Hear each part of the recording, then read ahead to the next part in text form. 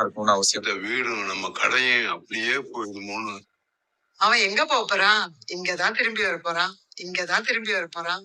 இங்கதான் திரும்பி வர போறான்.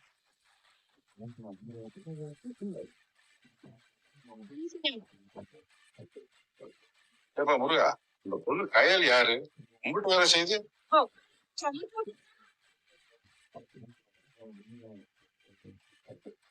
பெஸ்ட். அவனுக்கு ஒரு பெரிய இல்லாம சுத்தி முருகன் மிஷ்லின் ஸ்டார் ரெஸ்டாரண்ட் அப்பா குடிசைக்கு அது வெறும் கடையில தம்பி, இந்த ஊரோட அடையாளம்.